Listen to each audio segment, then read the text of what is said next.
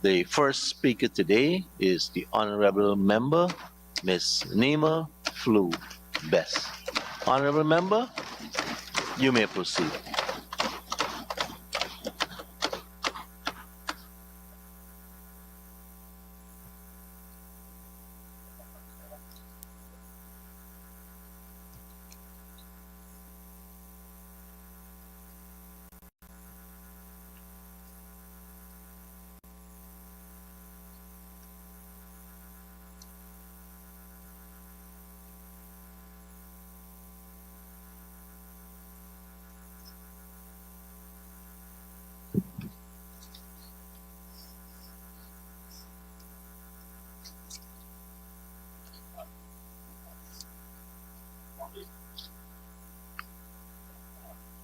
Born in the land of the mighty Roraimos, land of great rivers and far-stretching seas.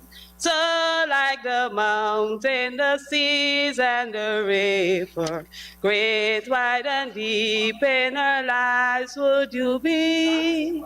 Onward, upward, may we ever go. Day by day in strength and beauty grow, till at length we each of us may show what Guyana's sons and daughters can be.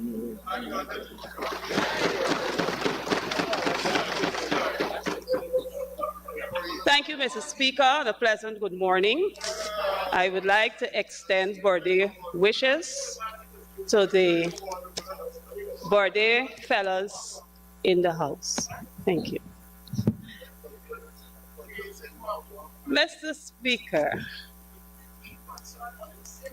I must say that after listening to the budget presentation, some adjectives came to mind.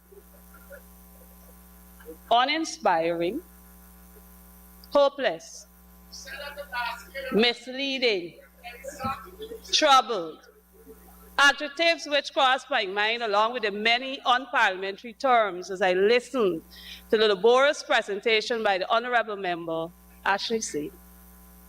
At the end of his presentation, I had to try to navigate all the history, jargons, and untruths so I can educate my fellow Guyanese what they should be bracing for. Mr. Speaker, it's amazing when you are dealing with uneducated people.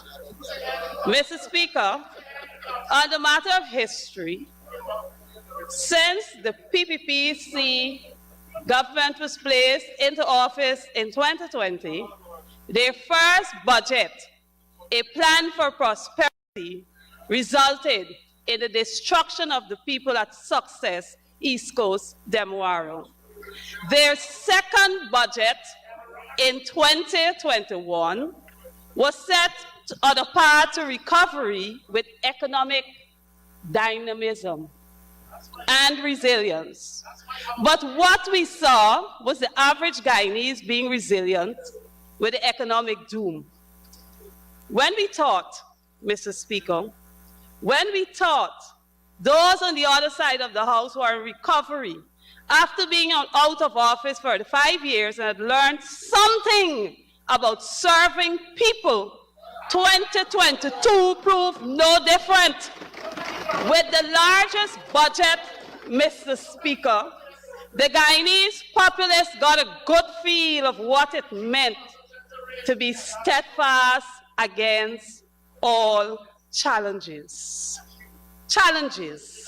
Steadfast against all challenges.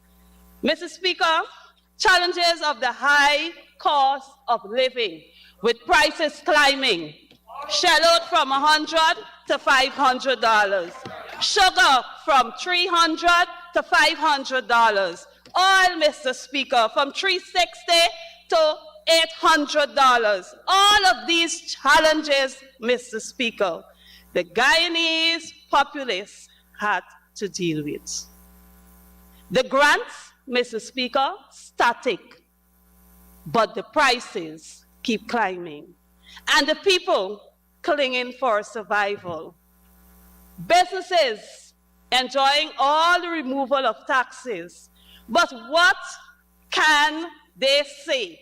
Were the customers benefiting from this tax reduction? I ask those on the other side of the house, can you tell us if the customers were benefiting from all the tax reduction given? What measures were in place to ensure that customers benefited from the tax reduction? Mr. Speaker, from my investigations, we have not. These challenges were further complicated with the 7.2% inflation rate as stated in the 2023 budget speech that lashed Guyanese in every possible way. Mr. Speaker, as an ordinary citizen, I went through and I was wondering this 7.2% inflation. And then I called all the people I know, because those on the other side say they know all the maths. So I called pension, 28,000, and if you calculate a 7.2% that is increased, you actually find them $2,016 less. So the pensioners actually got $25,984. That's all they could benefit from when they go to the shop. Mr. Speaker, when you talk about grants, $25,000, you do the 7.2% from it, they actually benefit with $23,200. You talk about the $40,000 and the part-time jobs for the $40,000 a month. When you have a 7.2% inflation rate, you actually take out $2,880 from your $40,000 and they actually receive $37,120. Mr. Speaker, $150,000. When you calculate the 7.2% inflation rate, what you got? They actually got $139,200. Mr. Speaker, this is the reality on the ground. This is what we, the Guyanese people, have to deal with every single day that you go out to the shop, to the markets, to the minibus and all of that. You know, Mr. Speaker, all the hype, when you talk about the inflation and you go simply for a flour, $500 with inflation, you actually would spend $536 for the pack of flour, Mr. Speaker. But then again, static income. But all the time the price is going up. The people at the shop, Mr. Speaker, if they go to the minibus and the minibus increase the fare, when they come back, they would say $536 plus $2 for the transportation, so the ordinary Guyanese will pay $538 for the flour. Mr. Speaker, if they go to the market and they have to get a cartman to push the product to the minibus and they increase their monies, that price will go right back to the customer. So the reality is, Mr. Speaker, that is what our Guyanese populace have been dealing with. And when we examine budget 2023, we do not see any additional measures to bring ease to it. So the question is, did the government actually do any evaluation to come up with new measures that can bring relief to the people? You would talk about the increase of pension to 33,000, but now you have to wonder, Mr. Speaker, how will the inflation rate affect this increase? What will be the inflation rate that will affect what will take place this year? So the seniors, as much as they would be happy to have $33,000, Mr. Speaker, then it is the responsibility of the government, Mr. Speaker, to find additional measures to help the seniors and all those that are getting this little pittance for increase so that they can survive. What happened? Why is it that the pensioners can't turn up at the pension office and collect a bag of basic grocery with the additional $33,000 that can bring some proper relief to the people, Mr. Speaker? These are things that we look at, Mr. Speaker. Mr. Speaker, the well-being of Guyanese is at risk with the added stress of trying to survive. I hear you. Mhm. Yes, Mr. Speaker. Yes, Mr. Speaker. As I was saying, all of these things are adding to the stress of people trying to survive.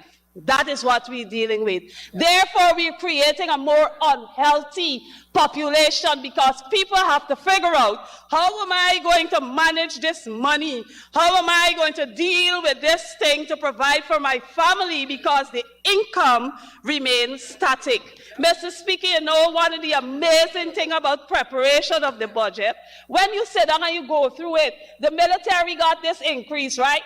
And they were all excited. But then when I sit down and I calculate, and you see after the 8% they got a particular money, right? Then when you calculate the 1 month bonus that they actually get, and then you divide it, and you take away all this inflation from it, the people actually only get about $14,000 bonus money that they could talk about. If you sit and do the calculation, you will see it is actually just $14,000. When we talk about bonus, we mean it's something really extra that they could get something from it. That's what we talk about bonus, Mr. Speaker. But again, we want to fool our people with words. Mr. Speaker, as I continue, Mr. Speaker, the government demonstrated what it meant about being resolute in building one Guyana. They seized the opportunity while we were still in the festive season to broke up the homes, all the personal belongings, bury the animals, kill fully laden fruit trees, and hence destroy the main economic source of income for 9 families in 7 households at Caneview, Mocha, Mr. Speaker. We talk about a budget that is supposed to protect and provide for the people, but what we have seen, Mr. Speaker, is not that. Mr. Speaker, when we speak of Caneview, Mr. Speaker, Mr. Speaker, when we speak of Caneview, Caneview had homes. People spent years building land, farming, providing for the children. An entire culture was destroyed from the actions of the government. They send in, Mr. Speaker, they send in the weapons of mass destruction, the CPH workers, the police, the bulldozers, all of this was used to destroy the livelihood of the families at Caneview, Mr. Speaker. The budget ought to give hope, Mr. Speaker, but where is the hope? Where is the hope, Mr. Speaker?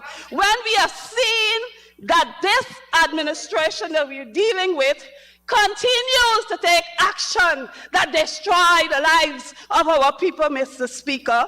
When we see that they continue, Mr. Speaker, to destroy the lives of our people, Mr. Speaker, it causes me and many others, Mr. Speaker, to wonder what really is going on in this country, Mr. Speaker. Mr. Speaker, how much of the allotted sum to Gaisuku in 2020 budget was used to flood the people at Success? Mr. Speaker, what percentage of the Ministry of Housing and Home Affairs budgeted sum of 2022 was used to break up the lives of 32 Guyanese at Caneview, Mocha?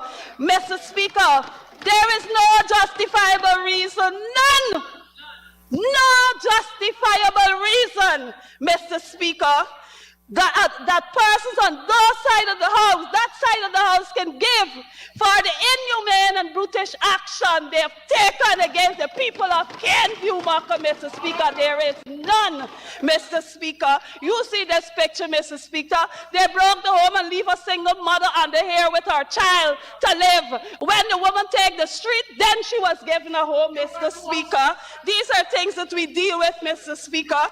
Mr. Speaker, when we talk about destruction, these people were people who are farmers, Mr. Speaker, this is just one example of a cow that lived in that area, Mr. Speaker. They were told to sell it, Mr. Speaker, and move to an area where they cannot continue their farming, Mr. Speaker. Mr. Speaker, when you look here, this is another example. Pigs, a farmer with 17 large pigs, Mr. Speaker, and we talk about finance, and you talk about the livelihood of people, and we're destroying the lives of people. Mr. Speaker, this farmer had to sell everything that he has here to go and stay at a relative, Mr. Speaker, and struggling to get up, Mr. Speaker. These are produce that they've destroyed, Mr. Speaker, bearing trees. This is the evidence, Mr. Speaker. We have the evidence here. Mr. Speaker, when we finish all the destruction that they finished, Mr. Speaker, this is what was left. One family saved a table with a piece of black cake, so it tells you it was the festive season. And this container, that was all that was left from a family of 5. This is all that they saved, Mr. Speaker. And we're talking about budget 2023. Why do we have to use the resources of this country to destroy the lives of our people when there are methods and mechanisms that can be used, Mr. Speaker, to deal with these issues, but they were not employed, Mr. Speaker? You know, they talk about all of these things that happen, Mr. Speaker. This, Mr. Speaker, at the end of the exercise was found on the road, Mr. Speaker. All of this, they said they didn't use live bullet, they didn't use this. These are the evidence, Mr. Speaker. Honorable member, for you to continue to conclude, you'll get 5 more minutes, but someone has to move that motion. Thank you. Comrade Speaker, I do move that the honorable member be given 5 minutes to conclude her presentation. Thank you very much, Chief Whip. Honorable member, just before you continue, we do have a standing rule with respect to displays, and we also have a standing order with respect to quoting and citing sources. And if you want to produce all those pictures, we'll have to get date, time, who shot it, so that we can lodge all that you have displayed so far with the records. You may proceed, honorable member. Thank you, Mr. Speaker. Thank God I'm the photographer, so I can produce my evidence to you, Mr. Speaker. Mr. Speaker, you know, this is the evidence of the ending of Caneview. After the monies budgeted last year was spent to destroy the lives of people. There you have where Caneview was, and this is where the road will be. Mr.